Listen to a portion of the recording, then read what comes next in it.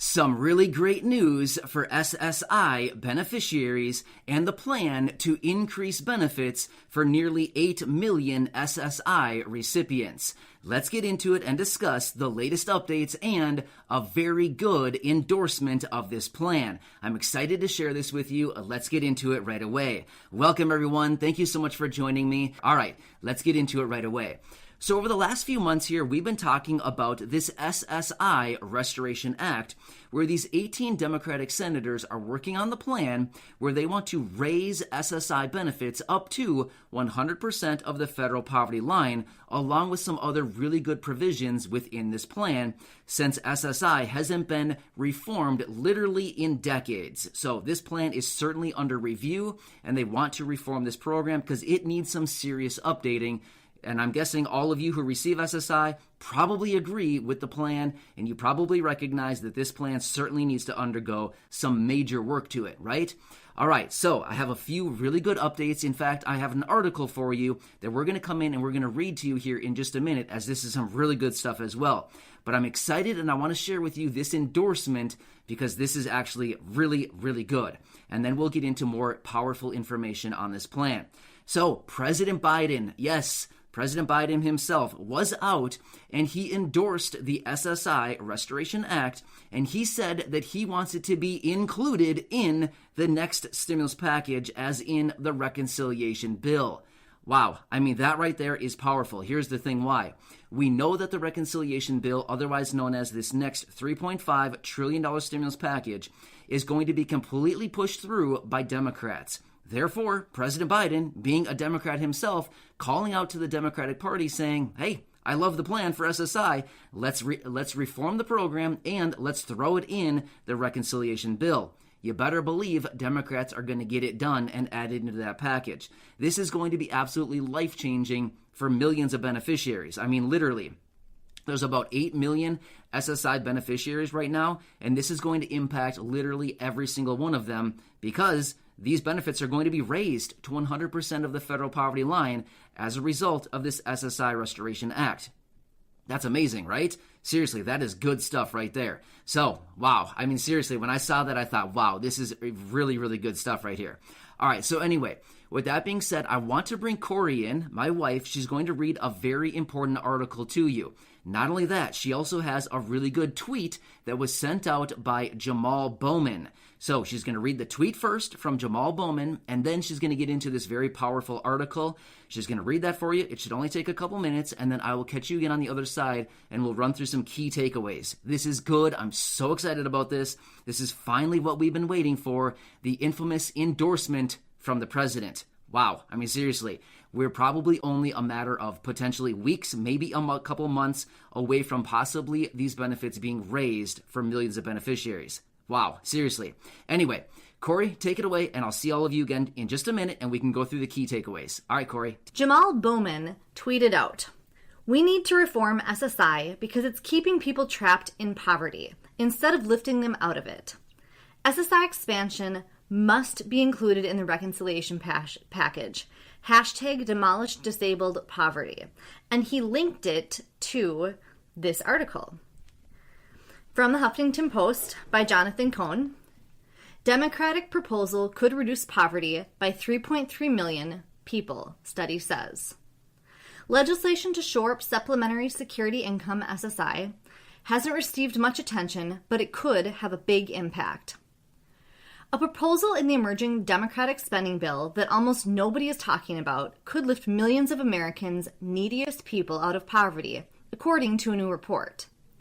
The proposal would bolster SSI, which provides direct financial support to people who have disabilities or are elderly, or who have minimal assets and income.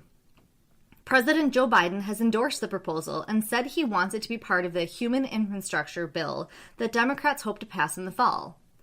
On Monday, the Urban Institute released a report suggesting that fully funding the initiative could reduce the number of Americans living in poverty by 3.3 million.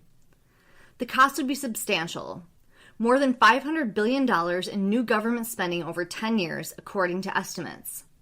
But it has several component pieces, each of which would have substantial impact.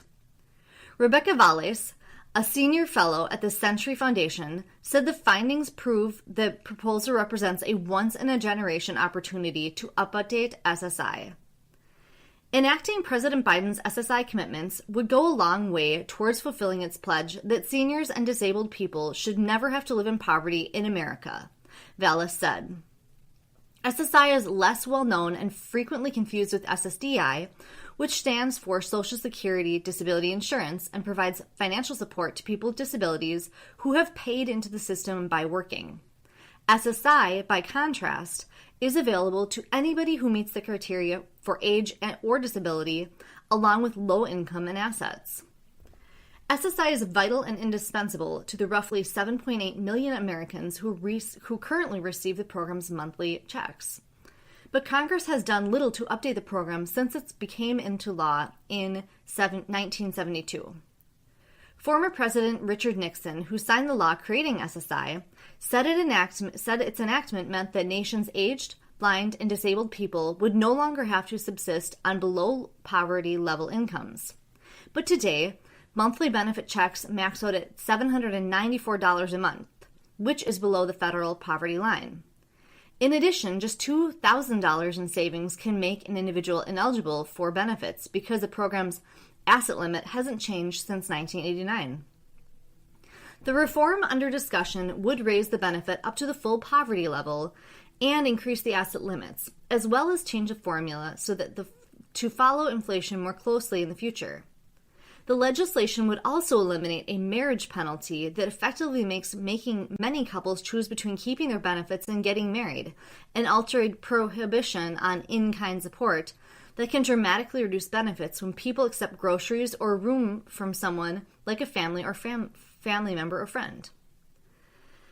Taken together, these changes would make some people newly eligible for SSI while providing more money to many who are already getting the checks. And they would span the generations, according to the Urban Institute projections.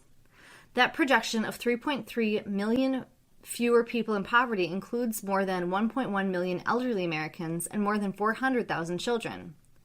The report also notes that the changes would be highly targeted to a population experiencing serious economic hardship, including children and adults who are blind or have severe disabilities that prevent them from working.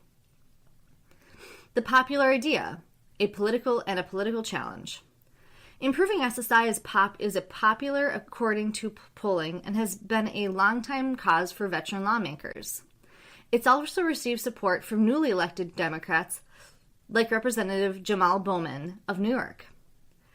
Outside supporters include advocates for the poor and people with disabilities, as well as labor unions.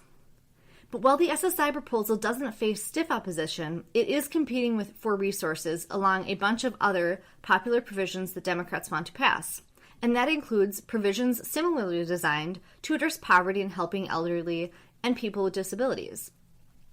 Just how much money is available for all of these programs, and by extension, any changes to SSI, will depend ultimately on the overall size of the spending package. A budget resolution that Democrats passed last month created room for an agenda that leaders said would authorize about $3.5 trillion over 10 years.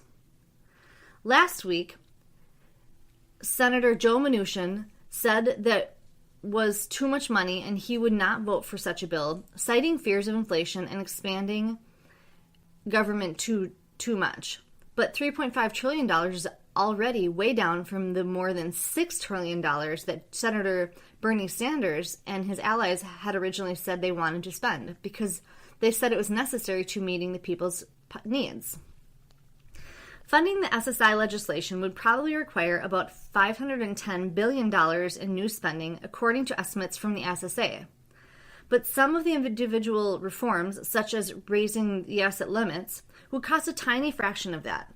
Rising the asset limits, for example, would likely cost just $8 billion over 10 years. Advocates are hoping for more, especially given the extent to which the people who count on SSI are among those with low incomes and age or disability status have made them especially vulnerable to the worst effects. The only thing more shameful than how long SSI and its beneficiaries have already been forgotten, Vallis said, will be to leave them behind again now, on the heels that hits these groups harder than pretty much everyone else, will spring the largest influx of new entrants into the disability community in modern history. Raising the assets limits, for example, would likely cost just $8 billion over 10 years. All right, so there it is. As you can see, a really good tweet from Jamal Bowman, followed up by that very powerful article. As you noticed right there near the beginning of the article, it went in to say that President Biden has endorsed this program to be included into the next stimulus package. That's amazing, seriously, because they want to get this stimulus package passed within a matter of just a few weeks from now. So, I mean, literally, we could be right on the cusp of some major benefit changes for literally about 8 million SSI beneficiaries. This is absolutely incredible, right? So as you can see right there as well, the SSI program sends out benefits to nearly 8 million people, and just by this one simple change, according to the Urban Institute right there in the article, they said that this would lift about 3.3 million beneficiaries or people out of poverty alone this year. Once again, they continued on to say that this would fulfill the president's mission of making sure that no older adults or people with disabilities live in poverty in America.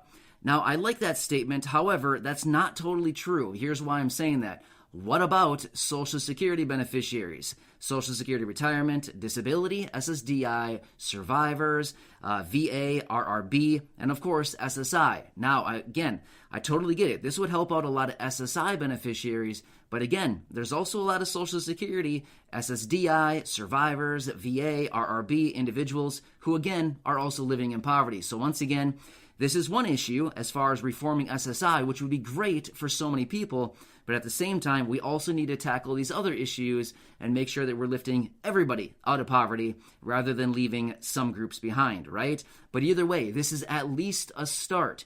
In fact, in some instances, you may just be able to, based on your income and your resource limits, you may just be able to start drawing on Social Security and SSI simultaneously, which they call concurrent claims. We've talked about this in other videos. But if they actually do raise SSI benefits to 100% of the federal poverty line, which looks like exactly what they're going to be doing as a result of this plan, and soon it looks like, then you potentially could start claiming both benefits based on your situation if your income is low enough and if your resources are low enough. But as we know, with the changes of this SSI Restoration Act, they want to raise the resource limits to $10,000 as an individual or $20,000 as a married couple, and they want to reduce the marriage penalty. So, I mean, seriously, there might be opening some doors here for other beneficiaries as well. Either way, this is a really good start. One last key takeaway.